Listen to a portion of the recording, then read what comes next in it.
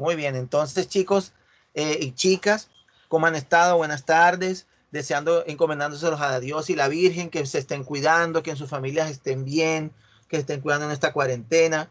Felicitarlos porque están haciendo todos los esfuerzos, a los docentes nos consta, los ritmos cambian, sabemos que no es fácil, pues por los compromisos que se van dando, pero la idea tampoco es ni que se saturen, por eso esta semana pues estoy dando la semana para que se puedan poner al día. Y vamos a iniciar entonces la clase, las 2 sesiones de hoy. Pues vamos a empezar por investigación. Voy a empezar por investigación. Entonces voy a compartir. Ah, ya estoy compartiendo. Están viendo la diapositiva, ¿verdad?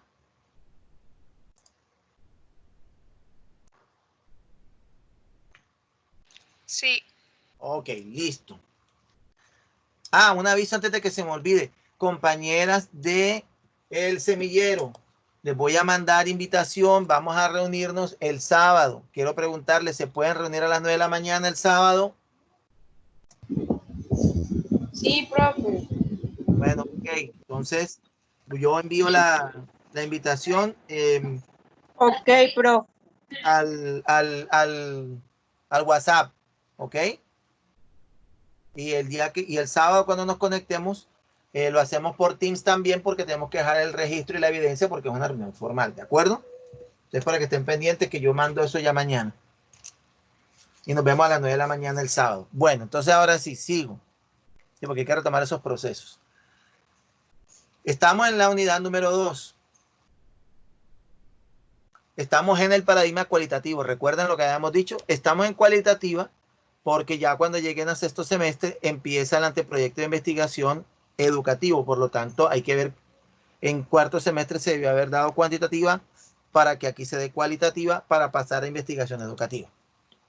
La unidad 2 tiene que ver con el paradigma cualitativo, que es el que estamos viendo. Y particularmente en esta semana estamos viendo, o sea, en la semana 9, la que pasó, la observación cualitativa. ¿Sí? Y los referentes a los instrumentos de verificación cualitativos. Ahí está la lectura que está colocada en el EVA de Aristizábal Botero, el subtítulo de investigación cualitativa de su texto Teoría y Metodología de la Investigación. Ya ustedes saben que el link directo está al final en la etiqueta que dice URLs. Ahí yo coloco los links directos de los videos y el link directo del documento para aquellos que quieran ir directo al documento y descargarlo. Profe, sí. Una pregunta. En esa tarea yo no la he podido realizar, profesor, porque no entiendo. Usted ahí monta, usted sabe que usted monta los documentos que hay que leer, ¿verdad? Y el que quiera puede ingresar ahí mismo a la página. Pero los documentos que monta es de la cuantitativa, no estábamos en la cualitativa. Sí, en la cualitativa. ¿Por qué aparece cuantitativa? Tengo que mirar eso. Sí, profe, parece cuantitativa. Anda. Y la cualitativa no tiene, ¿cómo es? Podríamos, la validez. Ajá, la validez es. A ver, déjeme, yo reviso. A ver, yo reviso. Y eso me y entonces yo dije, no lo voy a realizar porque en realidad no sé qué es lo que tengo que hacer. Si se supone que estamos en la cualitativa y usted monta el documento de la cuantitativa. A ver, esta es la guía. Cualitativa y su observación cualitativa y su clasificación. Esta es la tarea y estos deben ser los documentos de la lectura. ¿Este documento está ahí? Cualitativa, creo. No. Nada, no está esto. Eso es un template. ¿Esto que estoy mostrándoles no está en la guía? No, aparece son de la cuantitativa, donde comienza cuantitativa. Vamos a revisar. Profe, pero mejor, si usted tiene el PDF, suba mejor el PDF para que no coloque todas las imágenes. Porque es que el PDF no siempre tiene la lectura, ¿sí me entiendes? O sea, la tiene como imagen, no la tiene como aquí, ¿sí? Por eso yo coloco el link directo. Es que el link es para el documento completo. Pero Por si eso, coloca el PDF y coloca el link de la lectura. bueno, sí. Sí. A ver, déjeme yo busco acá. Ah, buena esa. Pues, ¿saben cómo se llama eso? Viejera. Me está pisando la ancianidad, el Alzheimer precoz. Bueno, así que tomamos la clase de hoy como contextualización del tema para que realicen la tarea mientras yo corrijo eso. Míralo enseguida.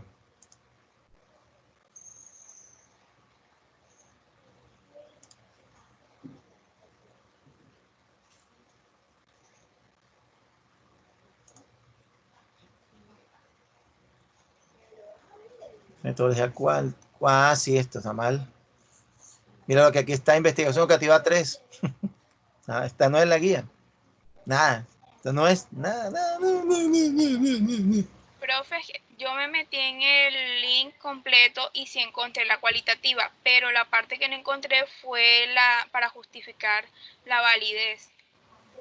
Ah, ya. No, no. Exactamente, profe, porque la validez le sale, pero es a la cuantitativa, pero la cualitativa no tiene. No, porque esto es otro tema. Esto es del semestre 3, mejor dicho. Esto está mal. Mal. Ahí sí me equivoqué, fíjate tú. Qué vaina, me descaché. Se llama viejera. No, es esta que está aquí, cualitativa. Esta que está aquí. Es esta la guía. Si es educativa 4, siempre miren aquí, ¿eh? Investigación educativa 4. Y este es el tema, la observación cualitativa. Y la lectura era esa, los instrumentos de recolección de la información cualitativa, la observación participante. Está todo eso. Entonces, quiere decir que yo ahora tengo que montar esto para corregir ese error. Entonces, lo que hacemos es que vamos a ver el tema, pues lo vemos como inducción del tema, entonces, ¿de acuerdo? Entonces, yo corrijo eso ahora que terminemos clase. Listo, bro. Ok, y de antemano sepan disculpar el WhatsApp por la descachada. Profe, Sí. y los que ya enviaron el trabajo. ¿Y cómo enviaste el trabajo? Yo lo envié hace como una hora, pero yo lo hice con o sea, en lo que no pude tener como que muy buena información fue en el grado de validez. Bueno, es que el grado de validez se deducía ahí, por eso era la clase. Linda, pues no, tengo que pedirte el favor de que lo vuelvas a montar porque yo tengo que quitar esto y montar lo otro, porque está mal. Ponte la clase. Poner error humano. Error humano. Fíjate tú, Profe, una pregunta. Aquí. Ajá. Y si, por ejemplo, yo sí saqué información del PDF que usted montó, pero también busqué información por otros lados para poder hacerlo del grado de validez, ¿es necesario que lo vuelva a hacer? Yo lo hice hace como 3 o 4 días. No es eso. Es que lo que tengo que mirar ahora es cómo hago, porque cuando uno retira, porque está en forma de tarea, ¿sí me entiendes? Sale la manito, ¿sí? La manito que está aquí, esta. Aquí, ¿sí la ves? Esta, ¿sí ves? ¿Ya? Eso viene pegado con esto, ¿sí me hago entender? Entonces, O sea, yo me está pidiendo de que lo hagan otra vez, sino que lo monten otra vez a la plataforma. Exactamente. ¿Por qué? Porque cuando yo retiré esta, no, está correcto, porque esta sí está bien. Esta sí está bien. Vamos a concertar la observación del participante. No, está bien, no tienen que repetir nada. Esta sí está correcta. La que está mal es la de arriba y la lectura, pero esto sí está correcto. Para subir la tarea está bien, mira, investigación educativa 4, mira, esto sí está bien.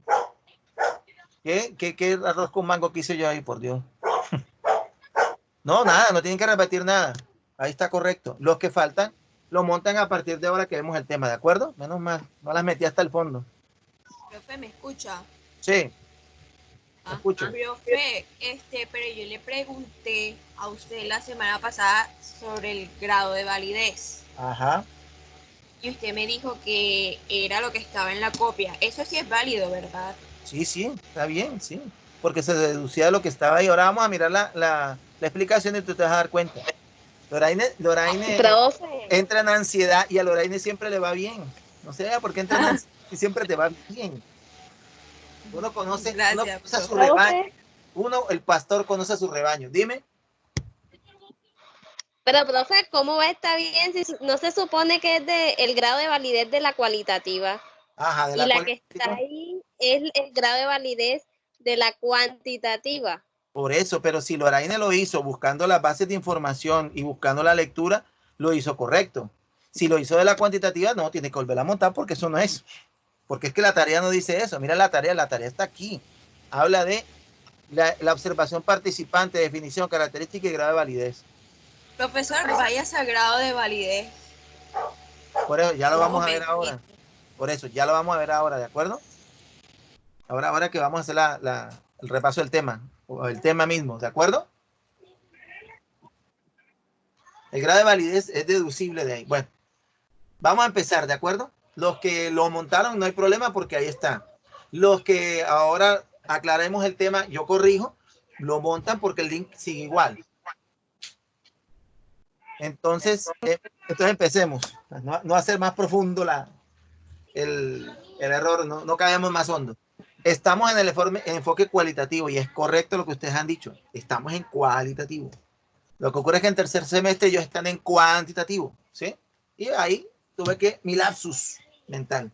Entonces, estamos en enfoque cualitativo, ya lo habíamos visto la semana pasada y la semana 7 desde que terminó Semana Santa, que el enfoque cualitativo es investigaciones con la rigurosidad de la investigación aplicada a los comportamientos humanos. Habíamos dicho que su origen se basa en el paradigma inductivo y empirista, ¿sí? Y en los procesos de la etnografía, que también lo tiene la sociología y la antropología. A través del paradigma empírico para darle la validez y la rigurosidad científica y por el lado de la sociología y la etnografía, los métodos de recolección de la información y la concepción de que los procesos humanos son fenómenos sociales, o sea, no son fenómenos naturales como ver un trueno, como ver una reacción química, porque se trata de personas. Habíamos visto entonces la parte de la etnografía, que era la relacionada con la investigación cualitativa. Y acá en particular de la etnografía, en este caso en particular, el sistema de recolección de los datos surge de ahí, de la etnografía. Y habíamos visto en ese momento que había dos corrientes de etnografía. La que se llamaba la tradicional, ¿sí? La cultural, la antropología cultural y la de la escuela de Chicago, ¿sí? Las dos se basan en ¿qué? En que se hace una inmersión en el terreno, en el campo donde están las personas y se hace la descripción de toda la vivencia con el grupo y se compila, ¿sí? La diferencia es que ya el grupo de la escuela de Chicago lo hace de una manera más participante, por eso es que se llama así observación participante en lo que ellos llamaban el nicho ecológico, ¿sí? Pero las dos coinciden en anotar todo lo que se observa. Y esa tradición la toma la investigación cualitativa, ¿sí? Entonces, de la etnografía se toma en la investigación cualitativa la descripción del modo de vida de una comunidad y los instrumentos de registro, ¿sí? Y del paradigma inductivo, el enfoque cualitativo toma ver como fenomenológico los comportamientos humanos. Eso lo habíamos visto la semana pasada, en la clase anterior, ¿sí? Es decir, entender cómo el grupo social concibe su propia realidad. Y de ahí, más adelante vamos a ir viendo que tú tienes dos posturas. O describes esa realidad como ellos la perciben, o tú en conjunto con ellos buscan reflexionar esa realidad para transformarla. ¿Sí? A través de una investigación-acción, por ejemplo. Pero por ahora estamos en entender esa realidad como fenomenológica. Eso lo hemos visto la semana pasada y habíamos llegado hasta acá, que ese paradigma empirista inductivo, o sea, de la investigación cuantitativa, lo resumíamos y habíamos llegado a las técnicas e instrumentos. Entonces, aquí al final habíamos compilado las dos. La investigación cualitativa se basa en la realidad social que se encuentra. Puede ser descriptiva o explicativa. Se basa en el trabajo de campo. Tú no puedes hacer investigación cualitativa lejos de la población. Tiene que haber una inversión de la población que se estudia y debe haber una rigurosidad en la recolección de los datos. La lectura que está ahí, que debía estar ahí, ya se centraba en la última parte, en las técnicas e instrumentos cualitativos, que son estos: diarios de campo, la observación participante, la entrevista estructurada y los grupos focales. Eso era, y de ahí íbamos a ver los primeros tres, ¿sí? Y ahorita vamos a mirar lo del grado de validez, por lo que vamos a ir ahorita diciendo. ¿Hasta ahí estamos claros? ¿Hasta ahí me han seguido? Miren que empecé por repaso de conocimientos previos. ¿Preguntas hasta ahí?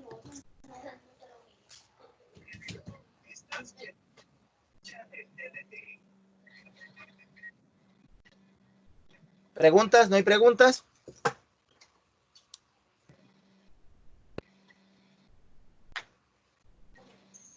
Bien, entonces sigo. Entonces, para entrar a mirar los instrumentos de observación, primero hay que mirar una parte importante del proceso, y es, antes de yo entrar a realizar cualquier tipo de observación y de recolección de la información, tengo que primero haber seleccionado la población a la cual voy a investigar. Parece una bobada, pero es así. O sea, uno debe tener claro cuál es la población demográficamente, la edad, sexo, condición social, ¿sí? Para saber cómo yo voy a hacer inversión en ese contexto. Yo debo seleccionar la población. Después mirar el contexto de esa población, es decir, la situación en la que están actualmente, es decir, cómo están en su realidad, la que yo puedo percibir, ¿sí? Para después hacer el contraste con la interacción con ellos.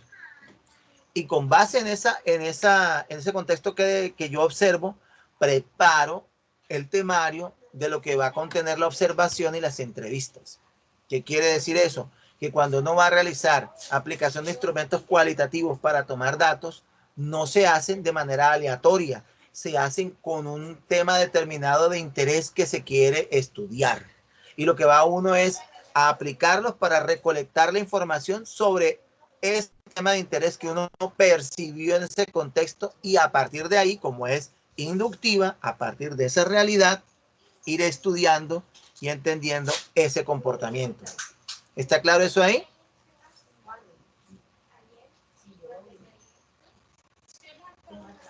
Sí. Ok, entonces, ¿qué dice la lectura? ¿Sí? Que es la parte que está acá. En la lectura, miren, aquí está. Esta parte de aquí.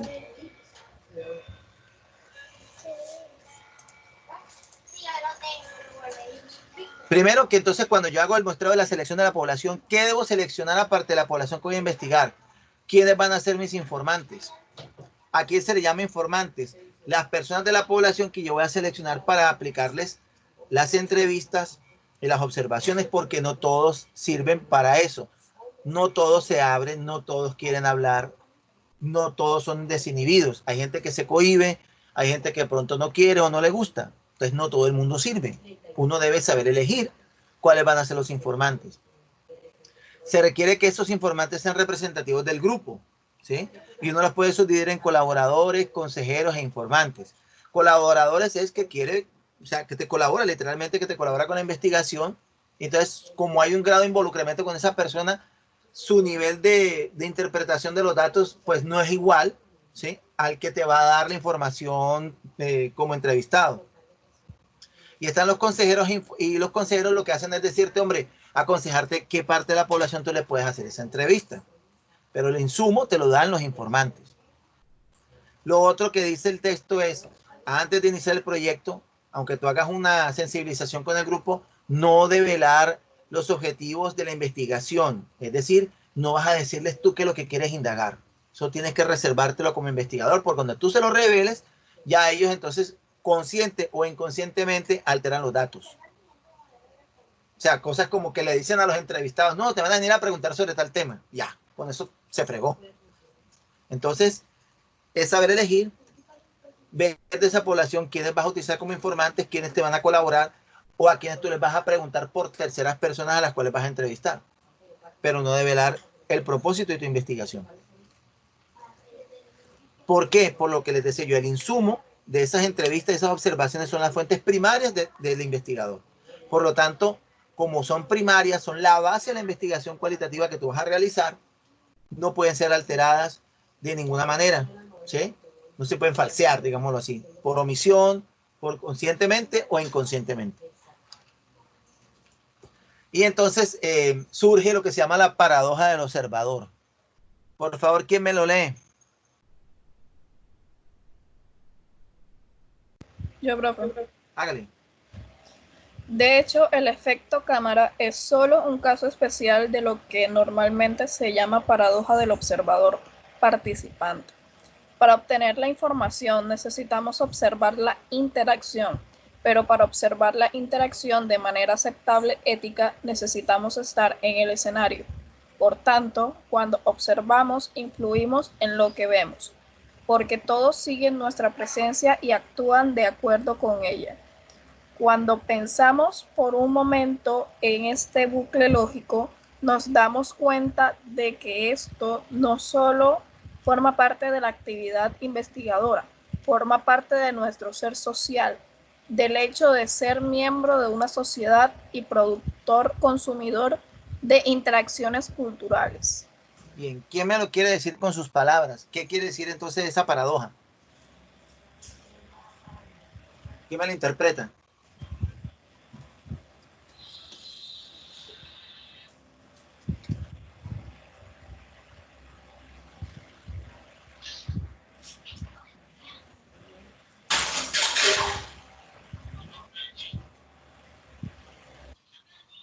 Les voy a poner un ejemplo de la vida real, como dicen. Como se quiere mejorar el rendimiento de los jugadores de fútbol, por ejemplo. Entonces, una de las cosas que se estudian es la manera en que ellos cobran un penalti. Entonces, está comprobado que ellos hacen ejercicios sin arquero, desde el punto penal y tiran al arco. Y entonces hicieron el experimento y les dijeron, dispare 10 veces al arco. De las 10 veces que dispararon, 9 entraron a hacer gol desde el punto penal. Y después les dijeron, bueno, vamos a hacer el estudio de cómo tú le pegas al balón, la trayectoria que toma la bola y tal. Y vamos a colocar para eso una cámara aquí, y la cámara lo que va a filmar pues es el recorrido del movimiento del balón y tú vas a tomar todas esas medidas. Y el mismo jugador, después de que hizo los 10 disparos, cuando se le puso la cámara falló la mitad. Porque de alguna manera inconscientemente el hecho de que hubiera una cámara ahí, de que él sabía que de alguna manera iba a haber una evaluación de la forma en que él disparaba y que la evaluación era para mejorarlo a él, ya influía en la forma en que él disparaba desde el tiro penal.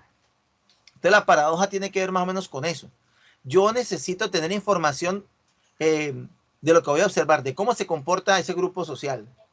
Pero para poder hacer esa observación yo tengo que estar ahí, porque tengo que hacer trabajo de campo. Y al momento de yo estar ahí, ellos se dejan de comportar de manera espontánea, quieranlo o no, porque de alguna manera el hecho de que yo esté influye en ellos. Entonces esa es la paradoja. Se comportan espontáneos si yo no estuviera, pero si yo no estoy, ¿cómo los observo? Entonces tengo que estar ahí. Y eso lleva a una serie de reflexiones previas y lleva a una serie de procedimientos previos. Yo no puedo enseguida entrar a hacer observación de campo ni hacer ninguna anotación sin haber pasado por un periodo de sensibilización y de acostumbramiento de ellos hacia mí. Si yo voy a hacer una investigación educativa y a mí nunca me han visto en esa aula de clase, yo no puedo de buenas a primeras comenzar a tomar datos porque no van a ser reales. Yo tengo que esperar a que ellos, los estudiantes, se acostumbren a mí, que no se les haga raro que yo llegue allá, que tome apuntes, que haga actividades con ellos, y de esa manera que ellos puedan comportarse de manera espontánea, natural. Entonces la primera de los instrumentos de recolección de la información es la observación participante, que venía y viene de la etnografía que les había comentado antes. Se llama precisamente participante porque para poderla hacer necesito estar ahí, ¿sí? Y mi postura debe ser pasiva o neutral y, como dice el texto, pasar desapercibido en lo más posible, aunque yo sé que hay un grado de que no es así, porque ahí estoy, me ven, ¿sí? Y yo tengo que basarme en lo que ellos me indiquen a mí. Si esto fuera observación animal, por decirlo algo, hombre, pues sería diferente porque yo me disfrazo, me camuflo, no vean la cámara, no vean que el gorila no me vea a mí, que el león no me vea a mí, pero aquí estamos hablando de personas. Y como yo voy a hacer observación participante y voy a utilizar otros instrumentos, yo necesito tener un contacto con ellos porque voy a dialogar con ellos, entonces tienen que verme. Entonces, el primer instrumento es la observación participante.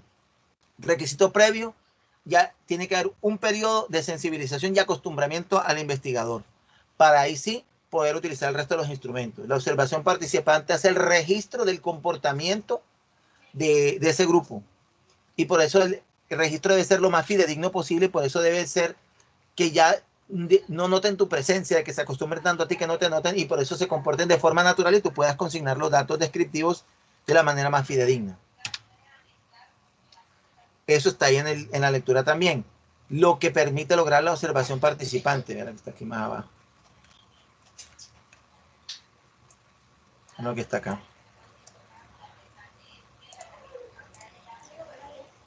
¿Qué registra uno en la observación participante? Lo que dicen las personas, cómo hablan, lo que llaman los discursos, qué hacen, sus comportamientos, los objetos que utilizan, los lugares de la vida social que utilizan, lo que hacen en los tiempos que están ahí interactuando, el hábitat, las relaciones y agrupaciones, los acontecimientos, los hechos observables, descripción de personas, o sea, todo. Y por eso se necesita un tiempo determinado para poder hacer esa observación. ¿Alguna pregunta hasta ahí? No. Bien, entonces, miren que aquí ya, sí, dime. No, que todo claro. Digo. Ok, miren que aquí el grado de validez va a estar dada por dos aspectos. Uno, el grado de confianza que tenga el grupo social con el investigador, que se deriva del tiempo en que éste hizo la sensibilización con ellos y ellos se acostumbraron a verlo. Y lo segundo, el grado de credibilidad y de verdad en el que ellos contesten las preguntas cuando pasemos al siguiente instrumento, que es el de la entrevista. El grado de validez estará dado por el papel del investigador y por las respuestas que den los entrevistados o informantes. Y ahí sale el grado de validez. ¿Qué tan válida son esos datos que recogí? Ellos cambiaron su manera de comportarse porque yo estuve presente. Ellos fueron sinceros cuando contestaron. ¿Y qué clase de preguntas les hice? Porque la observación participante es descriptiva. La entrevista, y por eso se llama entrevista estructurada, ya viene a ser la recolección de los datos de boca de ellos. Por lo tanto, como habíamos dicho aquí desde un principio, aquí, yo tengo que tener abajo una preparación previa, y esa preparación previa implica lo que yo voy a preguntarles en la entrevista. Yo no puedo entrevistar con preguntas abiertas y que me digan la historia de su vida o lo que les pasó ayer, antier o mañana. Yo tengo que estructurarles la entrevista de manera que ellos no sientan que yo tengo un interés particular en ciertos temas. Segundo, que suene natural. Y tercero, que lo que ellos me respondan sea fidedigno y verdadero. Entonces yo lo que hago es que oriento las entrevistas con un cuestionario o un guión, pero esas preguntas camufladas van a estar ahí para que yo pueda recoger los datos o variables que necesito de esa población. Por eso se llama entrevistas estructuradas. Los grupos focales, los vamos a ver más adelante, salen de allí. Es decir, de la población yo tomo ciertos grupos o ciertos individuos en particular y les hago unas preguntas en profundidad, porque de ellos estoy observando que puedo sacar un insumo mayor. Son unos datos todavía más enriquecedores para mi investigación. Entonces yo hago grupos focales. Normalmente se triangulizan. Es decir, si por ejemplo estoy estudiando por ejemplo, el conflicto armado, entonces yo hago un grupo focal donde tenga a un militar, a un guerrillero y a alguien de la sociedad civil, por ejemplo. Si es en la escuela, yo tengo que determinar si mi grupo focal es el estudiante, el docente y el padre de familia. O si es el directivo, el docente y el padre de familia, por ejemplo, sin el estudiante. Ya depende de lo que yo estoy buscando en mi investigación. Los diarios de campo hacen parte de las notas etnográficas, son descriptivas. Cuando uno realiza una investigación cualitativa, se hace un diario de campo donde se registra diariamente lo que se está haciendo en la investigación, y al final de esa compilación se tiene el diario de campo de la investigación, y es como un diario, día 5, fecha tal, se realizó esto, se hizo esto, se comportaron así. Ahí es donde yo en este diario de campo consigno parte o es un insumo de mi observación etnográfica. La puedo hacer ahí. O puedo tener un registro aparte donde hago con unos ítems de guía míos la observación. Pero sí o sí tengo que hacer un diario de campo. El diario de campo.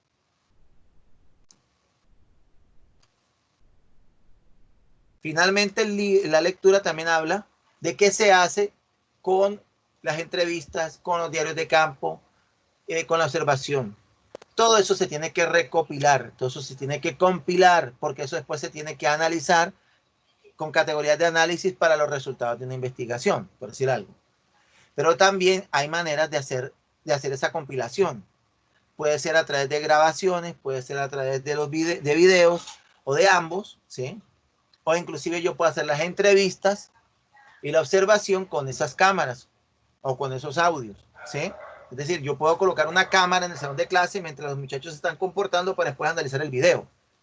Pero la desventaja es que obviamente si la presencia de alguien diferente al grupo intimida, ahora todavía más intimida una cámara. Si yo te voy a hacer una entrevista y para la entrevista la persona ve que la estoy filmando, pues de pronto se siente incómoda, ¿sí? Entonces hay un grado todavía mayor de sensibilización para poderlas aplicar. Pero todas, así sea recolectadas a mano, filmadas o grabadas o en audio o en video, tienen que ser transcritas. Yo no puedo decir la entrevista la tengo en ese video, yo tengo que transcribir el video porque debe quedar en el registro. Entonces lo que se hace con todo ese insumo que se recoge del diario de campo, de la observación participante, de los grupos focales y de las entrevistas es transcribirlas para compilarlas.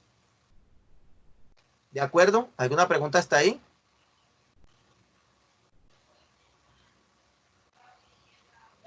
No, yo no tengo. Bueno, esa era la tarea. Lo que pasa es que me equivoqué de lectura, digamos así, pero eso no es larga, es cortica. Hasta ahí es que vamos apenas. Hasta ahí es que vamos. Entonces yo ahora que termine la clase corrijo eso para el resto de los compañeros. De todas maneras eso no tiene fecha de cierre y para eso tenemos esta semana y la otra y me vuelvo a disculpar porque ahí se me descachó. Profe, una pregunta. Sí. Esto, o sea, en sí la observación participante, o sea, ¿me podría repetir? O sea, como aclarar esa parte, por favor. Como yo tengo que hacer como yo voy a hacer una investigación cualitativa, el insumo primario que yo tengo es descriptivo del comportamiento de los estudiantes o de la tribu o del grupo social, X o Y que yo voy a realizar. Yo no puedo realizar busco acá enseguida, aquí. Yo no puedo realizar ninguna investigación con un grupo sin yo realizar una observación participante, porque eso es uno de los instrumentos cualitativos que yo tengo para tener insumos. Recuerden que en la investigación cuantitativa las variables son numéricas, o sea, se basan en pesos y medidas. Cuando yo estoy haciendo una investigación cualitativa, yo no tengo pesos y medidas, yo tengo categorías de análisis y el insumo o la información de dónde la obtengo, de los individuos. Entonces, por ejemplo, mi investigación es sobre comprensión lectora. Yo tengo que ir donde los individuos y realizarles los estudios o el diseño, lo que yo quiero experimentar con ellos para, primero, diagnosticar cómo están en nivel de lectura. Para eso tengo que interactuar con ellos. Para eso tengo que aplicarles unos instrumentos y ellos tienen que colaborarme en eso, es decir, aceptarme, ver eso como algo natural, para que los resultados que ellos me entreguen a mí sean correctos y verídicos, ¿sí? Después yo tengo que analizar esos resultados, generar de pronto una estrategia sobre la comprensión lectora para aplicarlas allí. Entonces, todo eso que se está dando ahí tiene que darse sobre la observación participante. ¿Qué es la observación participante? Que yo hago una descripción de cómo es el comportamiento de ese grupo social durante el desarrollo de mi investigación. Y para poder hacer esa observación participante tengo que apoyarme en las entrevistas y en los diarios de campo. y en los demás instrumentos que yo necesite para mi investigación. ¿Está claro eso? Sí, profe, gracias. Listo. Sí, de todas maneras, se suponía que la lectura estaba ahí y que lo que estábamos haciendo era el refuerzo. Esta vez se hizo al revés. Pero eso, porque yo trabajo con lo que me diga la gente. Entonces, tengo que tener empatía con ellos, aplicarle los instrumentos y repito, no puede ser al azar. Todo es con una intención de mi investigación. Eso lo vamos a ir viendo poco a poco. Hasta ahorita estamos en instrumentos cualitativos. El primero, la observación participante, la entrevista estructurada, los diarios de campo y los grupos focales cuando se generan. Hasta ahí vamos. Ahora vamos a pasar a práctica pedagógica. Y en práctica pedagógica vamos a mirar un tema muy interesante porque es un tema que todavía no tiene respuesta, digámoslo así. Está dentro del debate pedagógico. Y algunos de ustedes o van a llegar o ya están ahí. Recordemos que estamos en fundamentos de la práctica y la estructura de la práctica pedagógica. Y el tema de la semana 9, ¿ya alguien lo revisó? ¿Alguien ha revisado el tema de ayudantía? No, profe, yo no. Bueno. Yo creo que sí, yo. Aprendizaje creativo. Exactamente, el aprendizaje creativo. Muy bien. El aprendizaje creativo. Ah, no, profe. Es más, ya yo hasta hice el trabajo. Exactamente, muy bien. No sé, ya yo no confío ni en mí mismo, pues, con esta cabeza mía. Ese era un mapa también. Sí, yo todo lo voy a colocar resumen o reflexión, gráfica o como lo quieran, pero así que lo estoy manejando, resumen. No, yo lo hice en resumen, yo lo hice estilo resumen. Bueno, sirve, válido, porque yo lo recibo igual. Me interesa es que usted ya lo sepa, está correcto, no hay problema. Y aquí mismo lo digo, hacer un resumen en texto o en forma de mapa conceptual, como le quede mejor. Y el tema es el aprendizaje creativo, desafíos para la práctica pedagógica. Y ahí está la lectura. Entonces las preguntas o los temas planteados son esos dos, que es el aprendizaje creativo y los desafíos para la práctica pedagógica del aprendizaje creativo. Entonces, ya acá vamos a empezar. Esta es la lectura, de ahí estaba la lectura, la tarea, que es esta que está aquí. Y vamos a entrar en materia. ¿Se acuerdan cuando estábamos en el salón? Lo que estábamos diciendo sobre los elementos que se necesitan para que haya un acto, el acto educativo, como llama la profesora Abril. ¿Se acuerdan? Ya hemos dicho que básicamente para que haya un acto educativo se necesita un docente, un estudiante y mediando entre ellos dos el conocimiento. ¿Se acuerdan?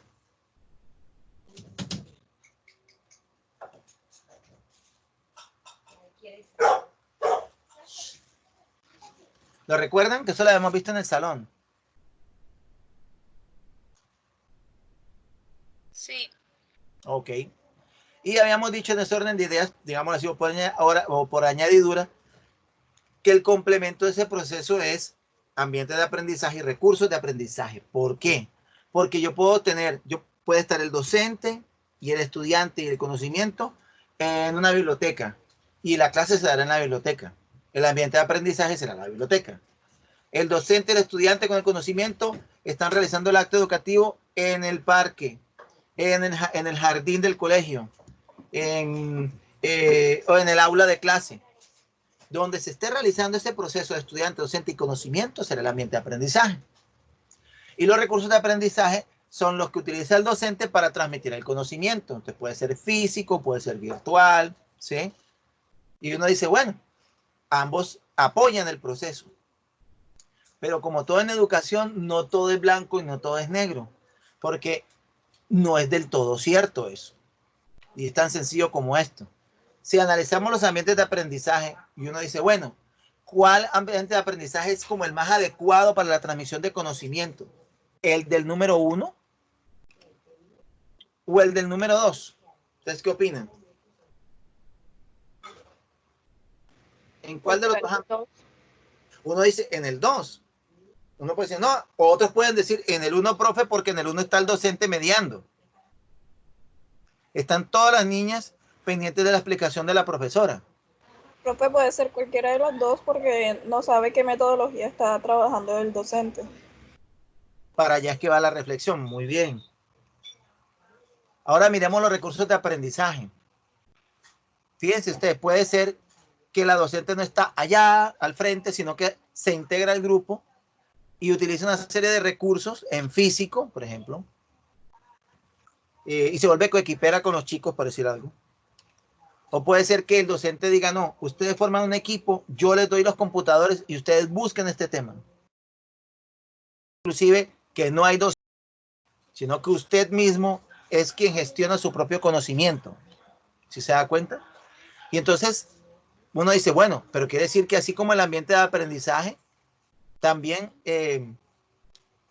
lo que tiene que ver con, con los recursos de aprendizaje también influyen en el conocimiento. No es tan accesorio como aparentemente podría pensarse. Tanto el ambiente de aprendizaje como el recurso de aprendizaje influyen en la manera de percibir el conocimiento. Lo que estábamos mirando acá. ¿Por qué? Porque el aprendizaje es una experiencia subjetiva.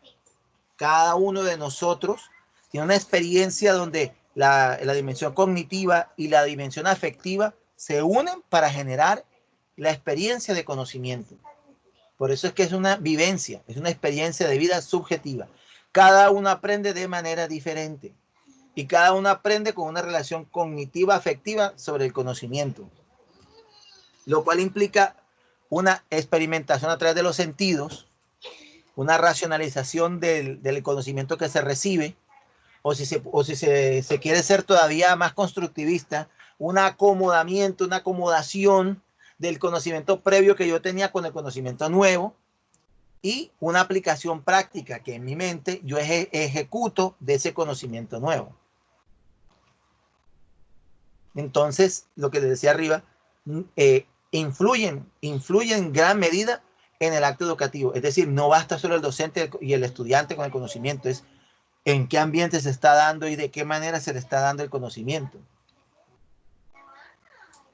Y en ese orden de ideas, y por eso se los decía, cuando ustedes sean docentes, les va a llegar el momento, o los que ya lo están experimentando de pronto en su práctica, en que usted va a decir, bueno, si el aprendizaje es una experiencia de vida que implica la experimentación, racionalización y aplicación, ¿cuál es mi papel entonces como docente?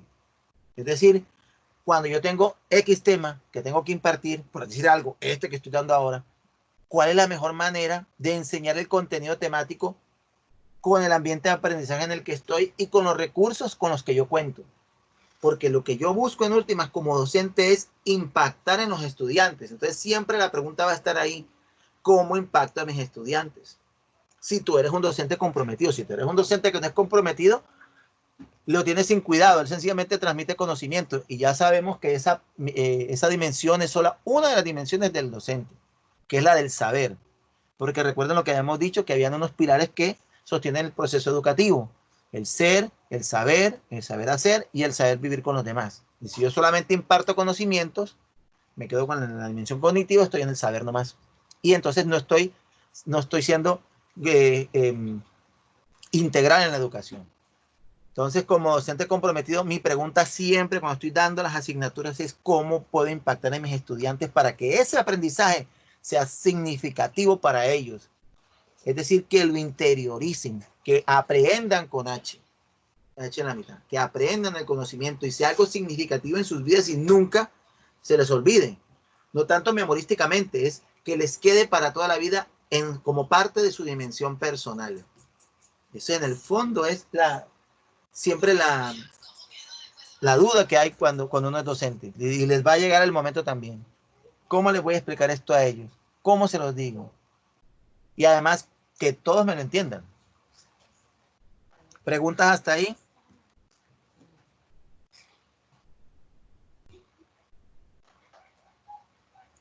¿Preguntas? Pregunten.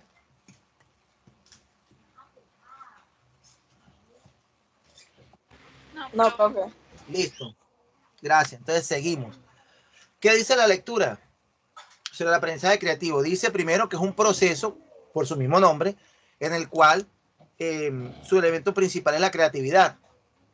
Y la creatividad relacionada con la novedad. Pero la salvedad que hay que hacer aquí es que la novedad no se está refiriendo a que son elementos nuevos que no existían en el proceso de aprendizaje. Es decir, que yo llegué al salón de clase y traje algo que no se conocía. O sea, lo mandé a traer de Finlandia y aquí lo pongo.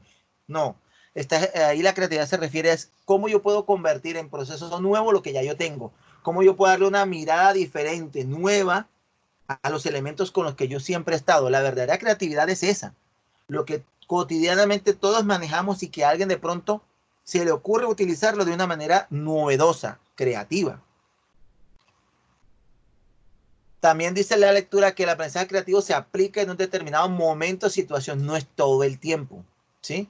Porque el aprendizaje creativo se da en ciertos momentos, como vamos a ver ahora más adelante, porque va a depender de la manera en que se va generando el conocimiento. Por eso es que es una acción singular que se toma en un momento determinado. Por poner un ejemplo así de rapidez, el profesor iba a realizar una actividad que iba a involucrar audio y video, y cuando llegó al salón de clase se fue la luz. ¿Qué le toca hacer a ese profesor en ese momento? Ver cómo creativamente va a dar la clase utilizando los elementos que tiene allí, porque ya no puedo usar ni el video ni el audio. ¿Sí me entienden ahí? Yo no puedo decirle a los estudiantes, no, pues no hay clase, porque como lo que iba a hacer yo era audio y video y se fue la luz, pues entonces no hay clase. No, yo el conocimiento lo tengo que impartir y ahí es donde tengo que ver con de qué manera creativa yo lo voy a dar. Y lo tercero que dice también es, lo que habíamos dicho ahorita, que el aprendizaje creativo implica la dimensión cognitiva y afectiva, lo cual implica también en gran medida el ambiente de clase que se esté dando ahí y la relación entre el docente y el estudiante. De cómo me perciben a mí, yo los percibo a ellos. De cómo entro yo al salón de clases. De cómo ellos están preparados para recibirme a mí cuando llego al salón de clase. Todo eso hace parte de la relación afectiva y que influye en la cognición en el proceso de aprendizaje. Por lo que les decía yo, es subjetiva, particular, cada uno aprende de manera distinta, pero indudablemente hay un aspecto cognitivo ahí. Innegable porque hay relaciones humanas involucradas. Y como acabó de decir Navarro, creo que fue Navarro, eso se da en cualquiera de los ambientes y utilizando cualquiera de los recursos pedagógicos. Porque no son los recursos ni el ambiente, es como yo los utilicen. Por eso es que hay veces en que hay clases en que de pronto el docente dice, hoy vamos a ir a la biblioteca, o hoy vamos a salir un momentico al patio, o hoy vamos a utilizar los computadores. ¿Sí ven? Porque eso va dependiendo, como dijo ella, de qué tema se va a dar, cómo se va a dar para que sea significativo a los estudiantes, como impacto en ellos. ¿Preguntas hasta ahí?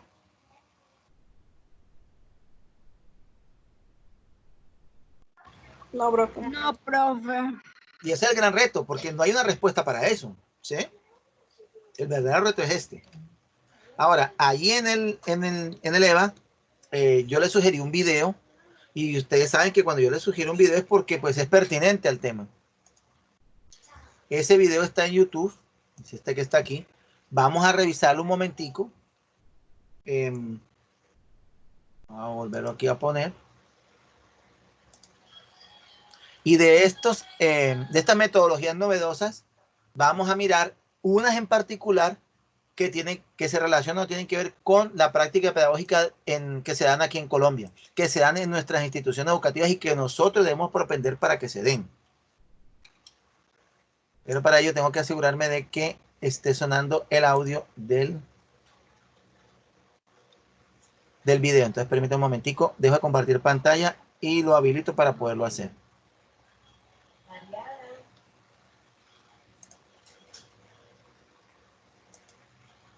Listo.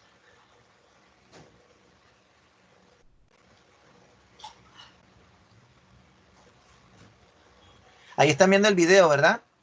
Ahora sí. Ya ahí están viendo el video, ¿verdad? Sí, profe.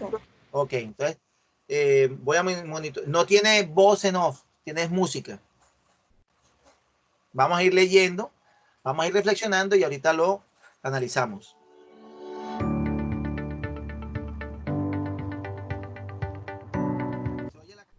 ¿Se oye?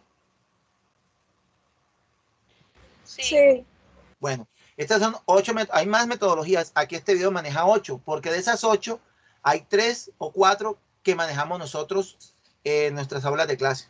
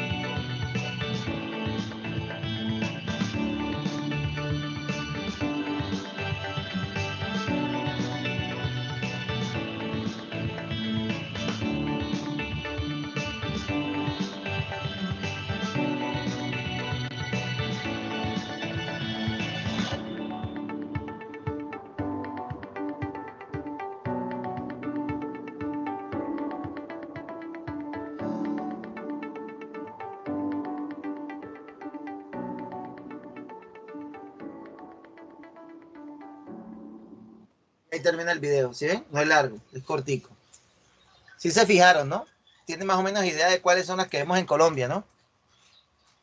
¿Qué les pareció el video?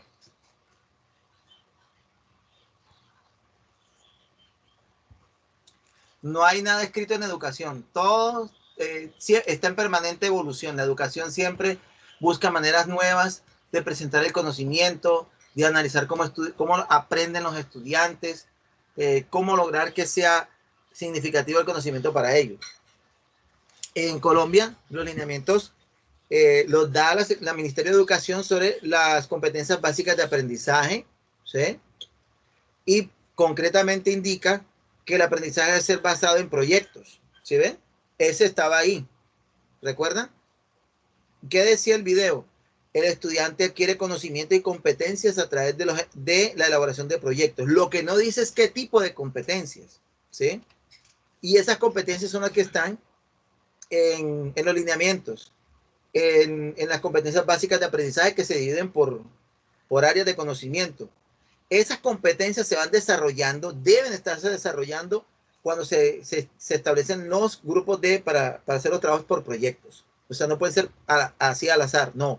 Tiene que tener una intencionalidad. Las competencias que se quieren obtener con indicadores de logros de esos estudiantes en ese tema en particular. Y está muy de la mano con el aprendizaje basado en problemas, que también estaba ahí.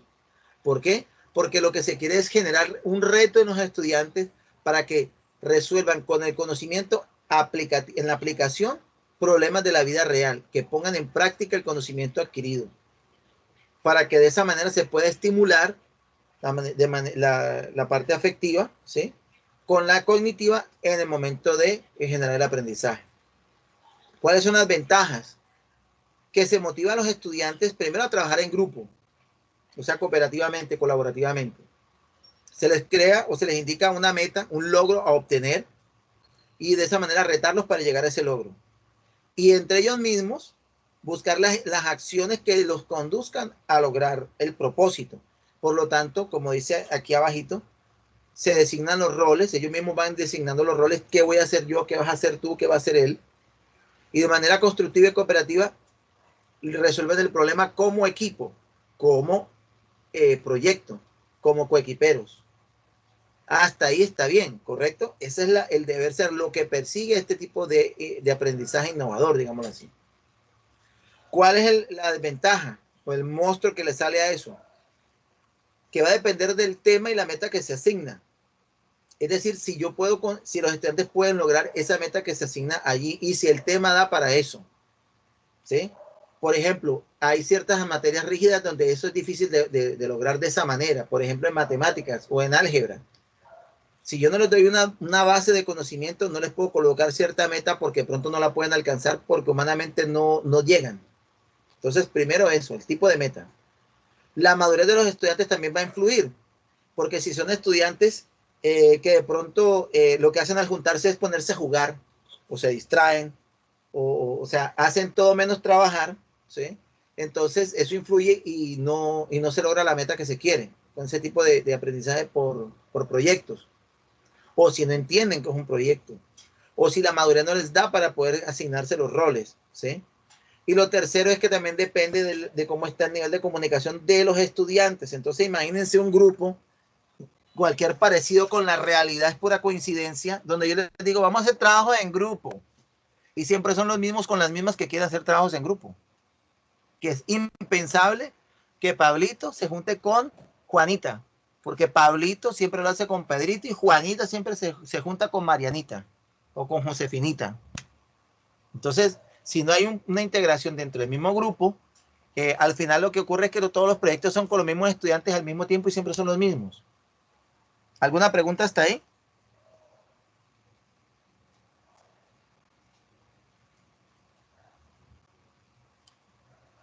No, profe. Fíjense que eso nos ha pasado a nosotros varias veces en el aula, ¿eh? A nosotros en el salón de clase. Entonces, la invitación es también para mirar el otro lado, cuando a ustedes les toque ser docentes y ver cómo lograrlo, porque los estándares nuestros están diseñados para que las clases se den por proyectos. La segunda, que también se está utilizando en Colombia y pues, en todo el mundo, es la que el video llama gamificación, porque es la que dice el eslogan famoso de aprender jugando. Entonces se incorpora estrategias de juego para motivar el aprendizaje de los estudiantes. Entonces, claro, son actividades lúdicas, pueden ser presenciales o virtuales, porque es a través del juego que se está aprendiendo en plataformas o utilizando ciertas herramientas tecnológicas. Y como es lúdica, es interactiva y participativa. Entonces, si es presencial, es participativa porque genera el diálogo, la convivencia, ¿sí? Estrechar lazos, integra más a los estudiantes. Y si es virtual, pues hay una interacción a nivel virtual porque compensa la presencialidad. Entonces, por ejemplo, puede ser con estas gafas en 3D, ver los números flotando, unir conceptos con significados, visitar museos virtuales, o sea, las posibilidades son infinitas. Entonces, hombre, qué bien, qué herramienta tan buena para aprender, pero tiene también su dificultad. Obviamente, aparte de que no todo el mundo tiene para poner gafas 3D, ¿sí? O ciertos recursos tecnológicos, tiene primero como principal enemigo la apatía. Entonces yo quiero hacer una actividad lúdica presencial, o sea, yo no tengo gafas 3D ni nada, sino que vamos a hacer una actividad lúdica con una bolita o con con una lana, entonces vamos a hacer la telaraña, pero los estudiantes no quieren. No, profe, yo no quiero hacer eso. No, profe, yo no quiero. No, profe, a mí me da pena. Profe, yo no quiero ni salir en un video, imagínense. Entonces, no, yo no quiero participar en eso. Entonces, primero, la apatía. Segundo, la edad de los estudiantes, porque de acuerdo a la edad, tendrán en cuenta o no el carácter, digámoslo así, cognitivo de la lúdica. Porque si son niños, por ejemplo, entonces pueden tomar el juego como juego y después es muy difícil llevarlos a la parte cognitiva porque se quedan en el mero juego, por ejemplo. También la dan los estudiantes, por ejemplo, si es una educación a distancia, si es una educación para adultos, por ejemplo, ya yo decirle a una señora, vamos a hacer un juego de bailar y cantar, yo tengo que ver si ellos por la edad están motivados lo suficiente para hacer ese tipo de juegos, ¿sí? Edad y tipo de dinámica. Tercero, la motivación que infunde el docente. Es decir, depende mucho para que tenga un éxito de cómo el docente motiva a los estudiantes. Entonces, si el docente no está motivado de por sí, no está entusiasmado de por sí, pues mucho menos va a transmitir a los estudiantes querer involucrarse en ese proceso. Normalmente, para que tenga éxito, los docentes también tienen que jugar, ¿sí? Y tratar de romper la apatía. Y el cuarto, lo que decía ahorita, los recursos de la institución. Entonces, yo no tengo para herramientas tecnológicas, pero tengo otro tipo de recursos. Entonces, puede ser saltar la cuerda, hebras de lana, recortes de papel, juego de roles. Ahí donde viene la creatividad, porque las opciones son un montón. Pero siempre estos elementos en particular son el óbice o el obstáculo para poderla generar. ¿Alguna pregunta?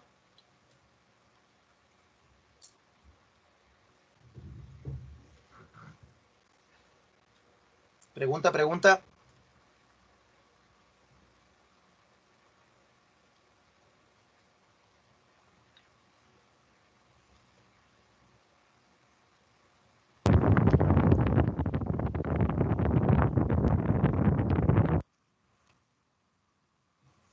Bien, entonces, si no hay preguntas, no, profesor. Ok, para finalizar, los voy a dejar con la inquietud, pues que siempre generan este tipo de reflexiones. Y es que si cada uno aprende de una manera subjetiva, y ustedes lo han visto con el profesor Walter, que hay diferentes reflexiones pedagógicas sobre el tema y curriculares, si hay estudiantes que aprenden de manera pragmática, teórica, otros de manera activa, otros de manera reflexiva, siempre va a quedar la duda de cómo puedo yo escoger entre homogeneizar o personalizar. Si a mí el horario, el tiempo, el ambiente de clase no me da para personalizar, sino que tengo que tratar de hacer como una gran atarraya para tratar de abarcar a todo el grupo de estudiantes, porque además son muchos estudiantes, no puedo llegar a la personalización, sino homogeneizar. Pero también personalizar me sirve a mí, porque al segmentar la población, yo tengo la certeza de que el conocimiento les está llegando de manera efectiva, porque lo estoy haciendo de acuerdo a su forma de aprender. Y en educación siempre va a ser ese el debate, homogeneizar o personalizar. Repito, no hay una respuesta a esa pregunta. De eso es que están todas las teorías pedagógicas. ¿Preguntas hasta ahí? No, profe. Bueno, esa era la tarea de la semana anterior. Tienen todavía chance de ponerse al día. La otra semana pues son los parciales, es el parcial o los parciales porque es para teoría, para práctica y para investigación. Yo ahora entonces cambio pues lo que está ahí errado en la plataforma, descargo los videos, les mando el link también les mando las diapositivas en PDF. Y la idea mía es para la otra semana, que es la semana de parcial, colocar en la plataforma los videos de las clases que tenemos hasta ahora y las diapositivas para que puedan repasar. ¿Les parece? Profe, sé que esta semana no va a dejar la tarea. No. ¿Quiere que le deje? No, así está bien. Más tiempo para estudiar para el parcial. Eso me imaginé.